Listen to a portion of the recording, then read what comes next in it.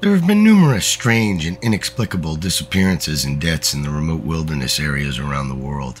These places are often treacherous and unforgiving, making them difficult for humans to navigate. Despite the inherent dangers of venturing into these wilds, there are cases where strange clues and eerie circumstances seem to be present. One of these unusual cases occurred in Crater Lake National Park in Oregon.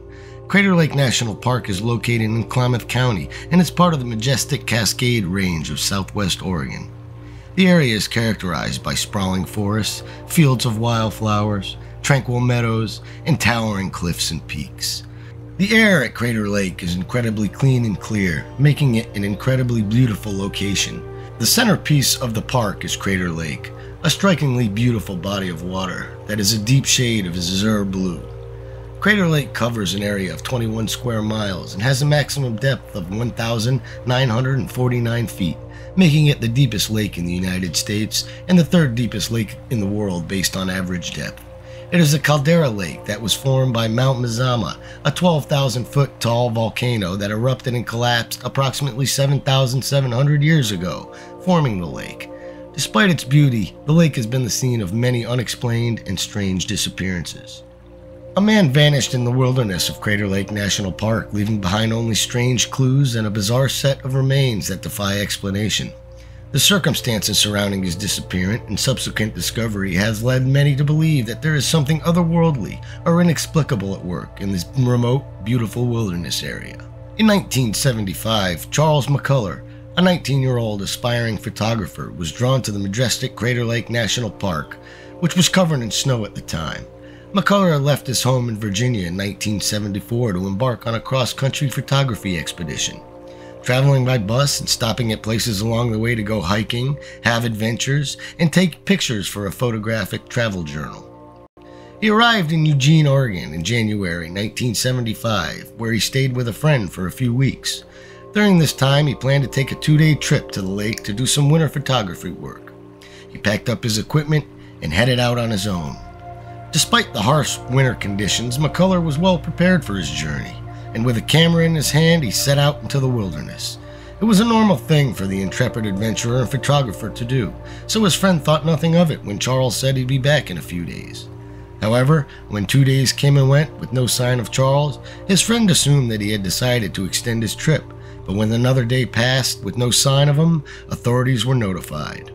Authorities found witnesses who had seen the man in the Diamond Lake area, which is about 45 minutes by car from Crater Lake. It is believed that he had continued his trip from there and had arrived safely at the lake. However, other witnesses had claimed that Charles had headed out hiking along the North Road, which was odd since there had been about 5 foot of snow along that route at the time. It was thought that he might have changed trails after encountering the snow, but no one knew for sure, and there was no sign of him or his campsite in the area. Despite the exhaustive efforts from authorities and the tireless work of Charles's father, who flew out to aid in the search effort and camped out on the shore of the lake for the entire summer, not a single trace of the missing man was turned up at this time. The search, which grew to involve the FBI, was hampered by immersed drifts of snow, some of which were over 12 feet deep. Even after the snow melted, it seemed as if the forest had just swallowed Charles up, leaving no clues behind. Despite the extensive search efforts, no trace of Charles or his campsite was found. The lack of evidence sparked speculation of his disappearance, ranging from the possibility of him changing his plans and leaving the park on his own to being a victim of foul play. Charles's friends and family expected foul play, and the involvement of the FBI seemed to confirm their suspicions. It was highly unusual for the FBI to come involved in a missing persons case without the suspicion of foul play. The FBI's involvement was so peculiar that one of Charles's friends involved in the search wrote to then-Senator William L. Squat to inquire about it. The lack of any evidence caused speculation that Charles may have run off to start a new life somewhere. However, family and friends insisted that he would never have done this. Law enforcement seemed to embrace the idea that he had simply gotten lost and died out in the wilderness. Another theory was that he had been kidnapped or even murdered. Charles's friends and family suspected that he had been the victim of some sort of foul play, which would explain the FBI's involvement, although they made no public statement to this effect. Authorities shied away from the idea of foul play because there was no evidence to support it. Their main theories were that he had run off or had suffered some sort of misadventure out in the wilderness.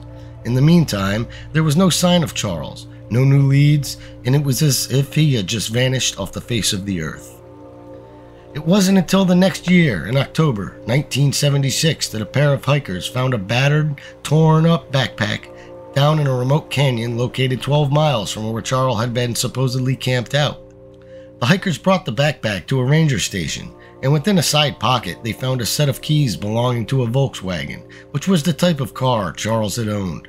Sensing a break in the cold case had been found, rangers ran a comparison with a photocopy of Charles' actual car key and found it was a perfect match. A patrol was immediately sent out on horseback to the area where the backpack had been found, near a place called Briery Creek. It was not long before human remains were found near the creek, and although it seemed like the final piece of the puzzle, things would only get stranger from here. Upon a log in the vicinity, a pair of jeans was discovered by a search party. Surprisingly, the jeans were in good condition despite being exposed to the elements for an extended period. However, there were no traces of a shirt, coat, or boots nearby. Inside the socks protruding from the jeans, broken toe bones were discovered. The jeans also contained nothing but a broken shin bone. Adding to the mystery, the belt on the jeans were unbuckled and the buttons were unfastened, indicating that the man may have removed them in the cold. Strangely, the rest of the body was nowhere to be found, and a ranger had described it if the man had just melted away. The search team had also found a crown of a skull and a few bone fragments located about 12 feet from the jeans. Despite a comprehensive search of the area, no additional remains of Charles were discovered, and all of his clothing, except for his jeans and socks, were missing. None of Charles's personal belongings, such as his wallet or camera, were found in the area either. The condition of Charles McCullar's remains were not only bizarre, but also raised many questions regarding how he ended up in that location. The area was remote and rugged, making it almost impossible to access, especially during the deep drifts of snow at the time of his disappearance. The fact that he was able to hike 12 miles away from his camp on foot, without shoes on, in such conditions, was baffling. Furthermore, it was puzzling as to why he would have gone to that location in the first place.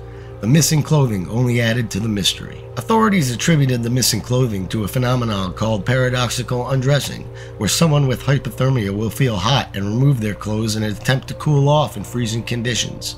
However, this theory did not explain the condition of his remains in this completely bizarre state. Authorities ruled Charles McCullar's death as natural, stating that his body had been ravaged by wildlife after his death. However, his family did not accept this explanation. His brother, Steve, expressed his disbelief in the authorities' ruling, saying that the broken-off shin bone might tell a different story, one of foul play.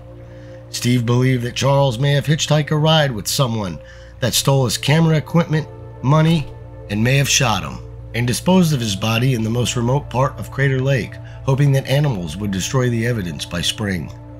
The mysterious disappearance and death of Charles McCullar remains unsolved to this day, leaving his friends and family with unanswered questions and lingering suspicions. Despite the odd circumstances of his remains being found miles away from his campsite and in a state of extreme decomposition, authorities closed the case, declaring it to be a death of exposure to the elements. The story highlights the need for thorough investigation and the need to investigate all possible explanations, including foul play. It also emphasizes the need for effective communication between law enforcement agencies and families of missing persons. Finally, it underscores the value of community involvement and the tireless efforts of volunteers and search and rescue operations.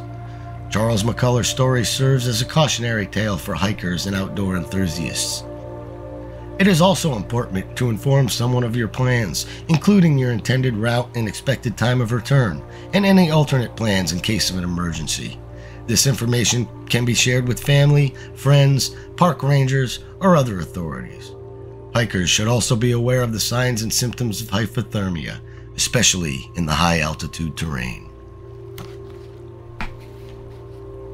If you've enjoyed this content from a universe of mystery, please subscribe, like, and share to the channel. It really helps me out, and it'll allow me to continue to bring mysterious stories to you.